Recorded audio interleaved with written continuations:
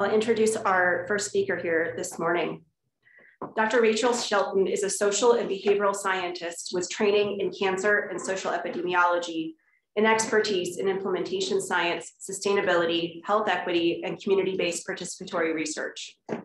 She is Associate Professor of Socio-Medical Sciences at Columbia University's Mailman School of Public Health, where she is co-director of the Community Engagement Core Resource at the Irving Institute for Clinical and Translational Research, the CTSA there, and is director of a university-wide implementation science initiative. Dr. Shelton has taught implementation science courses and trainings nationally and globally for nearly 10 years, including TIDER and the Institute for Implementation Science Scholars. Dr. Shelton has 15 years of experience conducting mixed methods research focused on advancing the implementation and sustainability of evidence-based interventions in community and clinical settings to address health inequities, particularly in the context of cancer prevention and control. Her research program is funded by NIA, NCI, NIMHD, and the American Cancer Society. Thank you so much, Dr. Shelton, for joining us to talk about advancing research on sustainability and health equity in implementation science. Thank you so much. Thank you for having me, and thank you for that introduction, Bethany, and that moment of silence as well. Can everyone see my slides? Are we good?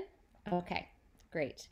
So I'm thrilled to be here to close on the third day with really helping us think about ways that we can more explicitly make this connection between equity and sustainability, which I really believe go hand in hand. Okay. So first, I know health equity is really on the forefront of our minds this morning. And I think it's important. It's been a strong foundation of my work in the past 15 years, but it's important to recognize that not everyone has the same understanding and definition of health equity. So I want to ground us for just a minute in what we're talking about here. So I think there's been a shift away from just thinking about documenting and describing health disparities and really trying to think about how can we promote the conditions where everyone has the opportunity to be healthy. And I think it's important in that a focus on health equity really recognizes the historical and structural injustices that shape health inequities, things like poverty, discrimination, racism. And it also seeks to actively address them and building off of strengths of community partners and really just uplifting the communities that are most impacted. And recognizing that not all communities are at the same starting point and that different communities based on their social position and historical experiences need different levels of resources and investments and different interventions. We really can't take a one-size-fits-all approach when it comes to health equity. And so for me, it can't be one size fits all in our research either. So I really encourage you to think about, how does this apply in my work? How can I think about bringing a health equity focus to my research? And again, it's not kind of a one-time thing. It requires kind of ongoing reflection and accountability. So I'm going to talk about how I've done this in my work, but again, it's just one example of application, and I encourage you to think about this in your work as well. So I'm trained in public health and community-based participatory research and social epidemiology.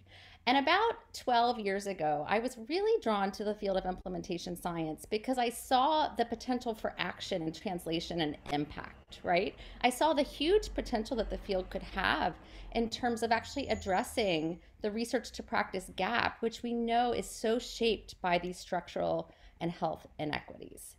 And I'll talk a little bit about my journey towards that. But I just want to recognize, I think, again, the field has tremendous opportunity. But I think if we are going to have equitable impact at scale for all populations and settings, it requires really that we are thinking really intentionally and meaningfully about engagement with our partners, and that we're bringing an equity focus to everything we're doing in our research, so that we're not inadvertently exacerbating inequities through the types of research we're conducting, the interventions or strategies we select, our methods and approaches, and our models and frameworks. I think it's also really important to kind of think about, the translational continuum. And of course, in our pragmatic work, in our implementation science, we try and think about that early and often, right, prior to implementation. But it's important to kind of reflect on the fact that often it's not really a surprise that we might not be able to be successful in our implementation or sustainability efforts, in part because the evidence base on which we're building our work, our guidelines, our programs, our policies, have not always been developed in partnership with or evaluated among the settings and populations that experience most of the structural inequities in our communities and settings. So often it makes sense that there's that disconnect. If they're not reflected, if they're not engaged, it's not going to resemble their lived experience, and it's going to be really challenging to implement and sustain. So it's critical that we are making these connections with respect to equity and engagement, not just in these later translational phases, but that we're thinking about this early and often along this translational continuum.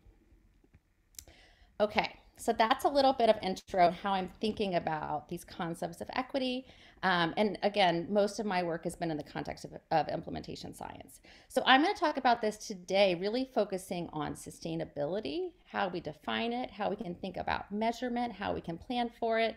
I'm going to give you some really solid examples of how I've applied this and how I've thought about this in my own research, and then some really important future directions in terms of, again, how can we think about equity and sustainability together. Okay, so I know that you all have been, this is your third day, so you have heard about, all the amazing work that Doug Luke and others have set up in terms of thinking about the translational continuum. And again, my work has mostly been on implementation science and really thinking about how do we actively promote the adoption and use of all our evidence-based interventions into these real-world community and clinical settings. And again, I've done a lot of work in kind of lower resource settings in particular. I think it's important to reflect as a field, though, in terms of how we've kind of focused our research. We have focused a lot on this early adoption, this early implementation, maybe the first 6 months of delivery of an intervention, and we really have not focused a lot on long-term sustainability. So where does that fit in terms of how we can think about that in our work in a more meaningful way? Again, if we think about the translational continuum, you can see here sustainment. If you think about that as a phase, or sustainability, some people refer to it as, it's kind of tucked in there as that last phase there, right? And the truth is that's really what's happened often in our research for real world reasons. Often, we don't get to it. We might intend to look at maintenance, 6 months, or maybe sustainability a year later, but we run out of time.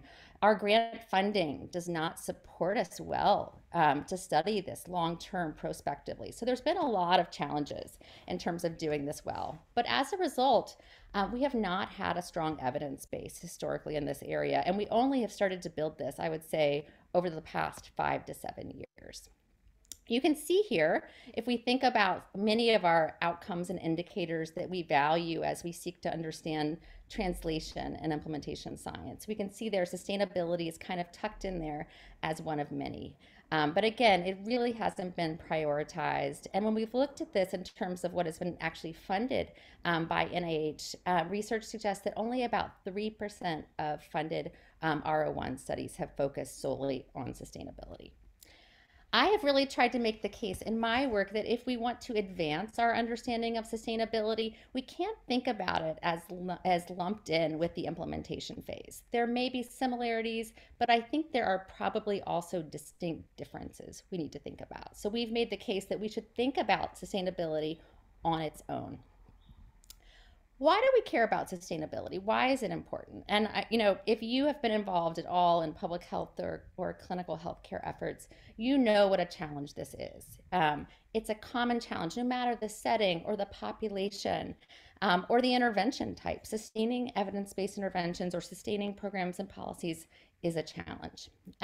Mary Ann Scheirer was just an amazing pioneer in this area. She did her dissertation on sustainability in the 70s. She was way ahead of our time. And she was a program officer as well at Robert Wood Johnson Foundation. And she did a portfolio analysis of all of her funded health promotion programs that had been funded over the years. And she found empirically only about half of the programs sustained at least one component 1 to 6 years after adoption. And as you know, most interventions are multi component, right? And so that just gives you a glimpse of how challenging this can be. I think it's critical too when we think about all the investment that is made and the accountability that we need to have on the part of funders and on the part of the public, that we are investing all of these funds to develop new interventions and now studying them, a lot in terms of their initial implementation. But again, if the programs are discontinued after all of that investment, what do we have to show in terms of its health impact? And I think this has really important implications. If you've been involved in implementation effort, all the time and resources and training, everything that goes into it, and the frustration that can then be experienced on the part of practitioners and partners and leadership, that can kind of carry over to the next implementation effort.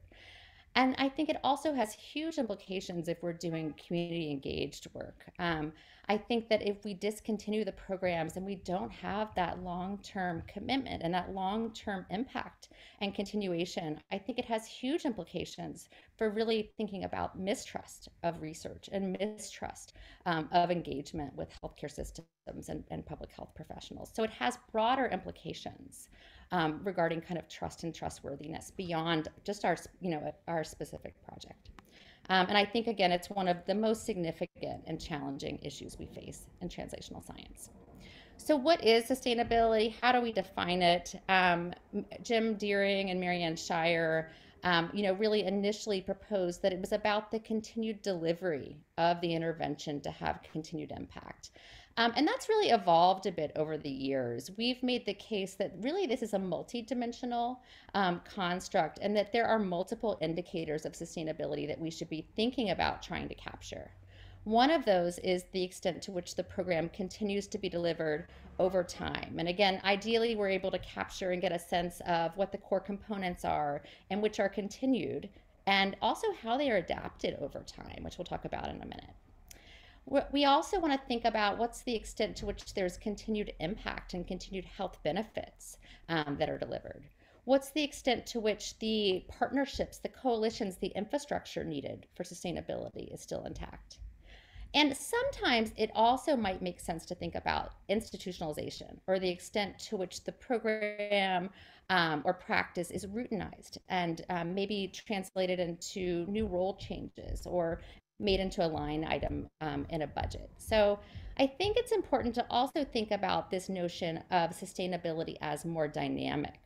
I think historically there was a big focus on just thinking about sustainability as being synonymous with institutionalization. And I think there's been a move away from thinking about it only in these terms, because really sustainability is not just kind of this end goal we're trying to reach, right? And actually sustainability ends up being quite dynamic as we try to understand it over time. I think this nice definition by Moore and colleagues captures some of these notions of these more evolved notions of sustainability. And again, really this idea that the program continues to be delivered, continues to have impact for systems and individuals, but also this notion that it may be important for it to evolve or adapt over time. And really thinking about that fit and really seeing this as kind of a learning opportunity to enhance sustainability and adapt with systems. I want to note too, when we think about the existing literature and work in this area, it's been a bit messy when you look at the research that's been done. And only recently have we really had some agreement in terms of these conceptualizations. But I think it's important to recognize that it can be challenging to capture sustainability for some health issues, particularly if there is a long latency period to see the impact of programs. And a lot of times, when we think about trying to capture sustainability, again, people have often done this with a short time period, maybe 6 months, maybe a year, but it's been rare that we've had these long-term prospective looks at sustainability. And a lot of times, what people have done is said, is a program still sustained? Yes or no? And they might ask retrospectively. And they might not be capturing, again, all the nuances and all the adaptations in terms of the extent to which it's been sustained.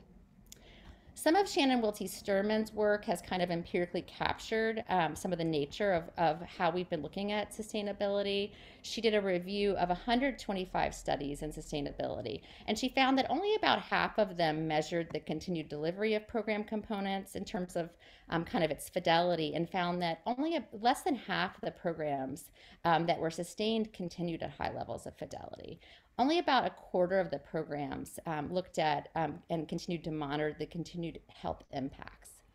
And one thing that was so interesting that she found and so important in terms of all the work that she's done on sustainability was that there was very little information about how programs were being adapted over time, which components were continued or discontinued, why those adaptations were made, and importantly, again, the health impact of those partially sustained programs. So again, she's done a whole area of work really thinking about this relationship between adaptation and sustainability, and how in some cases adaptations might be beneficial for sustainability over time. I also want to credit David Chambers and Russ Glasgow and colleagues for really shifting a lot of the way that we've thought about sustainability through the introduction of the dynamic sustainability framework. Again, historically, in a lot of the work in implementation science, there's been this focus on kind of strict fidelity and delivery of the intervention as it was originally developed and intended.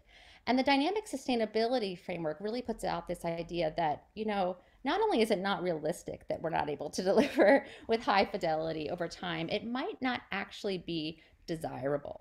When we think about the fact that our contexts are evolving and changing, when we think about the fact that our evidence base changes over time, when we think about the fact that population needs and community needs and stakeholder needs change over time. So in this sense, right, sustainability and our adaptation of intervention should be evolving to really adapt to those changing health systems, and that actually these are learning opportunities for us to evolve and actually enhance our interventions. So I love this approach in really shifting how we think about sustainability, again, as being dynamic. When I first started doing work in this area, it was really interesting to note that there was often this assumption that funding was the only thing that mattered for sustainability. And we know that matters. We know that that is an important factor. But we often find that funding alone is not sufficient to predict or impact sustainability. And that just like we think about implementation, that there are policy factors, there are organizational factors, there are interventions of the characteristics of the intervention and characteristics of the intervention and the population that also matter for sustainability, and in some cases can even compensate when there's not funding or resources. I also want to note there's some amazing tools out there that are available to really help us think about planning for sustainability from the start. And so Doug Luke, you probably saw his keynote on Monday. He has an amazing website full of tools at sustaintool.org, which really gets at this notion of capacity for sustainability and what needs to be in place. And these are both measures that we can use. There's a 40-item measure to think about program sustainability in public health and community settings, and clinical sustainability in healthcare settings. And I have used this both as kind of a reflection and planning tool with partners to see where are sites feeling like they need to build for sustainability and plan for sustainability. And I've also used this as a measure at baseline to kind of predict and understand how these multi-level factors actually predict long-term sustainability of a program. So I do want to put a plug in for this as an amazing both resource and measurement tool. Okay. So that is big picture introduction to some of the conceptualization, some of the measurement issues. And now I want to go a little bit deeper on some of the examples. For all these examples, I'm not going to go detailed into all of my findings, but I more want to talk you through a journey of how we could think about this practically in our own research. How can we advance a focus on sustainability? So as I mentioned, in a lot of prior work, people have not captured the nuance in terms of the extent to which programs continue to be delivered over time. I love this study by Dave Buller and colleagues, who it's really one of the the only studies, one of the largest studies that has really prospectively studied sustainability over time. So again, they looked at the extent to which all the program components, I think there were nine components or more, the extent to which they were kind of continued to be delivered at the immediate post-test after implementation, the 1 to 2 year follow-up, and then they prospectively followed up 5 to 7 years. And you can see here the sustainability decreased over time, no matter which arm they were in. But I love that they're capturing again some of the nuance and variability. It's not just sustainability, yes or no. The other thing they did was they did qualitative interviews and surveys to really understand, again, prospectively, what was happening at the sites in terms of what changed and why some of the sites were struggling with sustainability. And one thing that they found is that the manager turnover and attrition was one of the key challenges in terms of keeping the sites going. And this is a common challenge. We hear this all the time, that issues of attrition and organizational stability really impact long-term sustainability.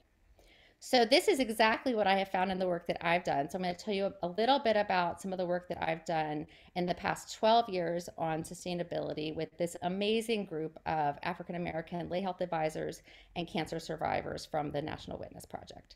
So this is a program that was developed by and for Black women to address some of the underlying structural factors that they were experiencing in accessing breast and cervical cancer screening. So we started partnering around 2009, and I was really interested in understanding, the impact of being a lay health advisor on them personally and how this impacted their involvement.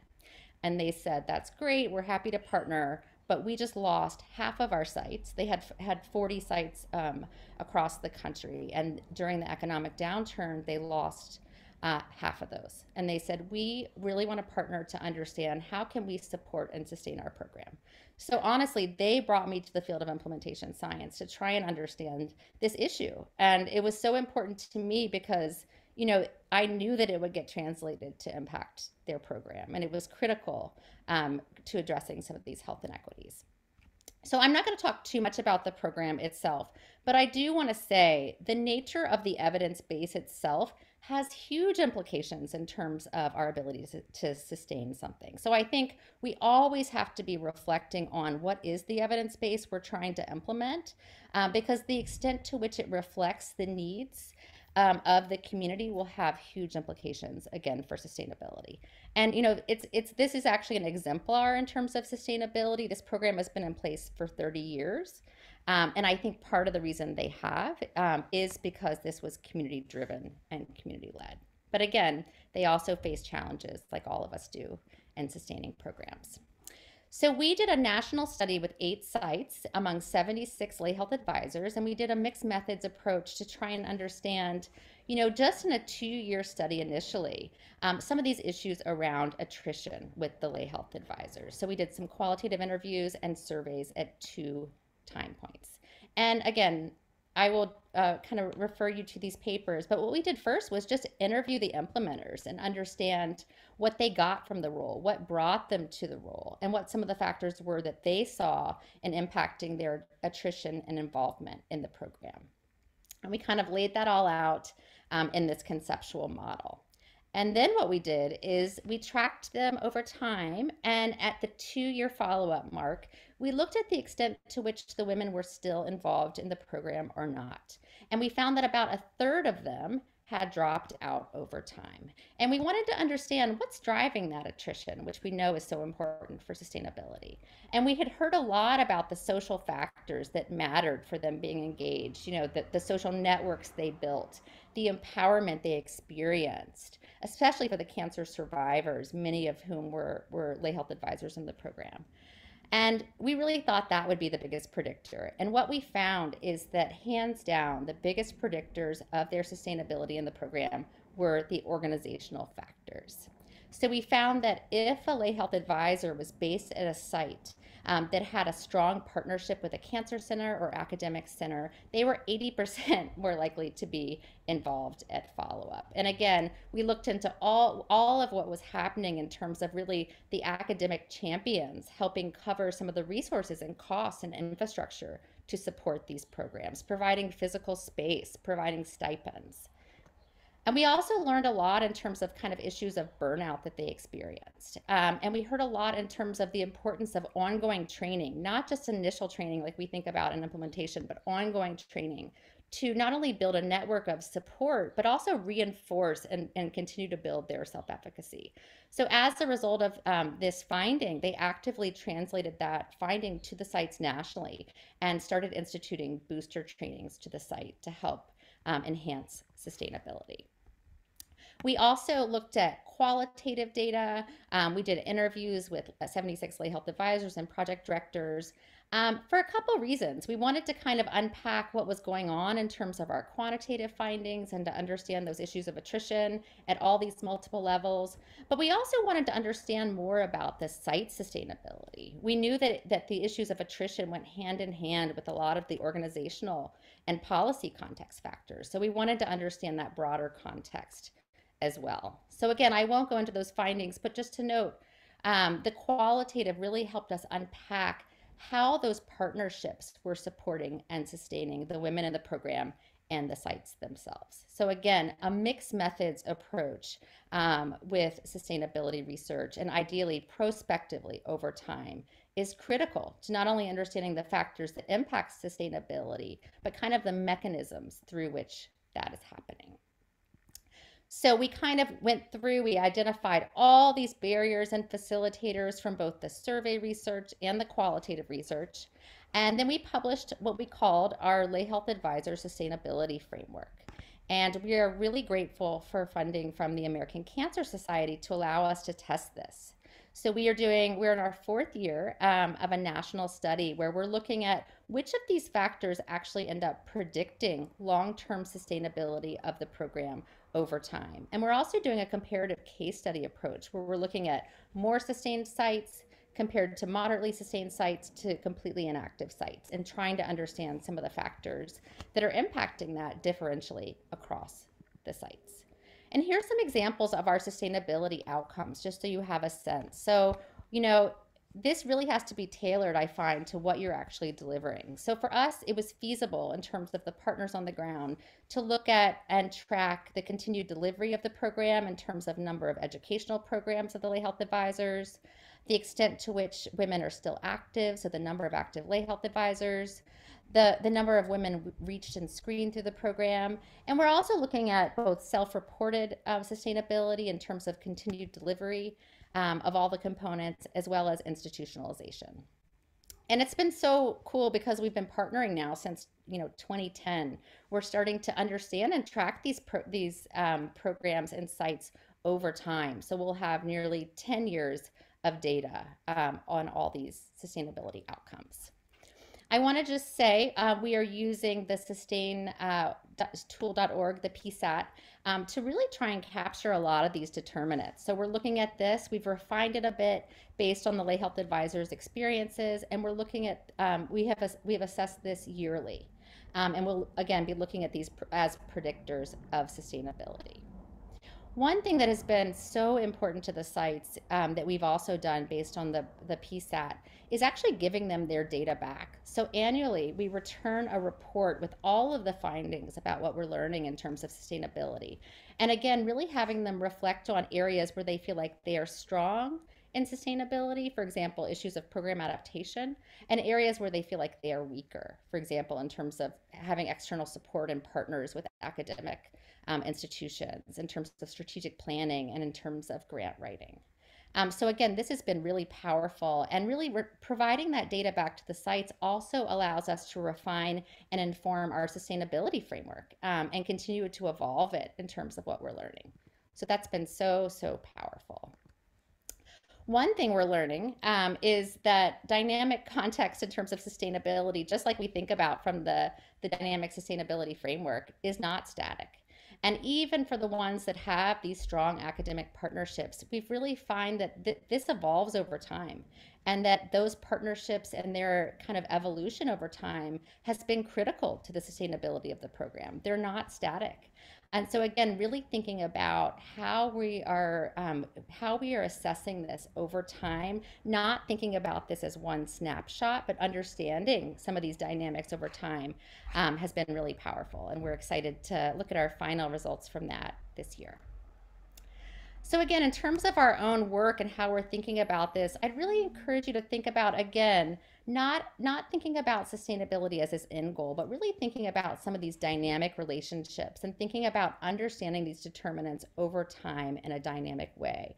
Ideally using mixed methods approaches, and really thinking about trying to understand with the setting and population you're working with, are there specific issues with respect to health equity that are important to understand?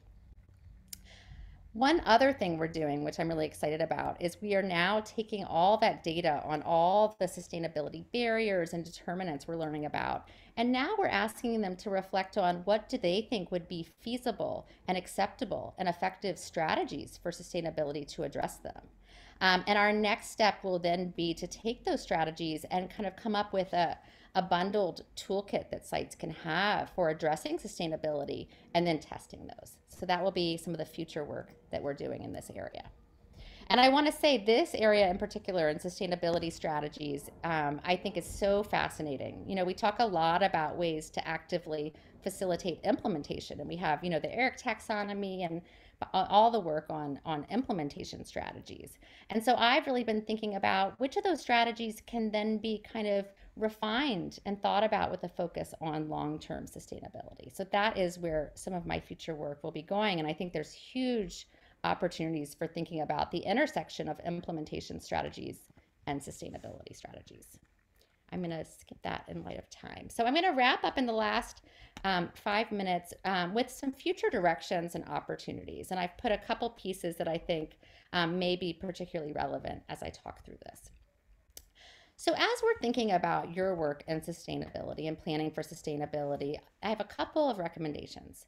One is to really reflect on what is it you're trying to sustain and how are you defining that? And again, ideally, you're not doing that in isolation in your office. You are working with your partners and your stakeholders to identify what's meaningful and what is the priority for them in terms of how you're measuring and how you're thinking about this. And also thinking about how are you measuring and tracking this over time? When is something considered sustainable? Is it at 1 year, 2 years or more? What does that look like in terms of existing data that we might be able to pull from, administrative data or data that's already collected that can help capture some of this over time? So again, thinking about all those issues of feasibility and time and resources as we work with partners on the ground to capture this. And then third, I'd really encourage us to think about, you know, not thinking about this as a tag on, not something we think about at the end, but how can we actively plan for and track sustainability all along throughout our implementation efforts. So a couple things about that. One is, and I mentioned this at the start, and I'm not focusing on this a lot today, but I really encourage you to think about, again, whatever it is that we are trying to sustain, we have to be thinking about the nature of that evidence base and how well it fits. And, you know, Bethany and others have done amazing work thinking about designing for sustainability and equity. We've done some recent work really thinking about revisiting concepts of evidence and the extent to which it reflects the populations experiencing structural inequity. So I think that's foundational and should be something that we're thinking about even before we're thinking about and planning for sustainability.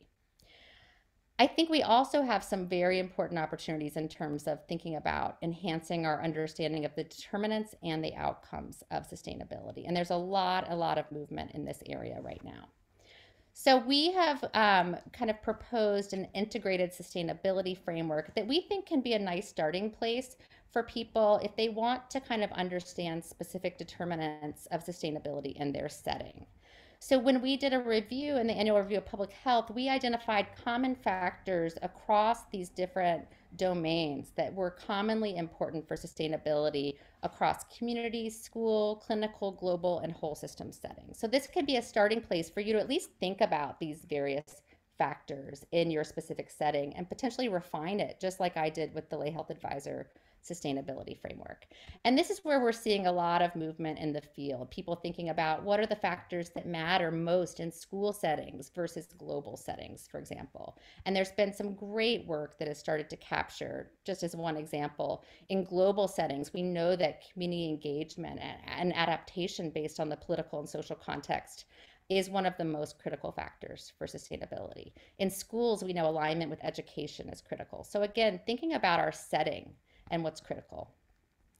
We have in the practical implementation science textbook some questions that align with this integrated sustainability framework that, again, you can use either as a qualitative research tool or even just internally on your team to reflect on which factors might be mattering or we might need to think about for sustainability. And then finally, with our outcomes, I know we're running out of time. I just want to recognize that the complexity of sustainability outcomes. You know, when I first got into this work, I kind of thought about it as continued impact, continued delivery. And I think now, as we're talking about dynamic sustainability, that's much more complex and thinking about how we're capturing that. There's been some great pieces. So again, Joanna Moulin's work and review, the press measure that came out last year. There's a couple of great tools. But I also encourage you to think about how this might be captured specifically within your specific intervention and setting. I had the opportunity to work with Russ Glasgow and David Chambers to kind of think about how we could extend re-aim and the maintenance dimension in particular with some of these dynamic notions of sustainability. In your handout, I have examples of kind of how we could think about bringing an equity lens to all of the re-aim dimensions up front so that we can kind of be transparent and plan for when and where inequities are arising across the reach, adoption, implementation, effectiveness, and maintenance domains so that we don't wait until the end to plan for sustainability. So again, you all have this in the handouts that I gave, and we'll have this in the slides in terms of how we could think about capturing and measuring that. Lastly, I just want to say, I think that this area is wide open. I'd encourage you really to think about how you can bring a sustainability focus to your work prospectively and upfront. And I'd encourage you, just like we've talked about today, to reflect on what that can look like in terms of making that connection between engagement, equity, and sustainability, which we know goes hand in hand. And I just want to recognize and thank my community partners from the National Witness Project for everything that they have done to elevate and inform this important work. And I want to thank my funders from NCI and ACS and community partners. Thanks so much. Thank you so much, Dr. Shelton. That was fantastic. We are out of time and we have some great concurrent sessions coming up. So maybe you can take a look at the chat and try to answer some of the questions or comments there. And so you mentioned Joanna Moulin, who with her press tool. And so that's one of our concurrent sessions later today, if you want to go learn more about sustainment measures. And then I also did want to point out that one of our other, several of our other speakers this afternoon will be here in person. Dr. Harriet Quartz is joining us in person to talk about scale up. So if people are on campus and want to come over, would love to invite you to do so. And then we also have a number of our panelists joining us this afternoon in person. So if you are on campus, please come over, wear your mask. There's coffee. With that, will give us a little bit of a break, and then we will have our concurrent sessions, which you can access on the Learning Time site. So thank you again so much. Really appreciate your presentation here today. Thank you. And reach out with questions. Sorry, we ran out of time. That's okay.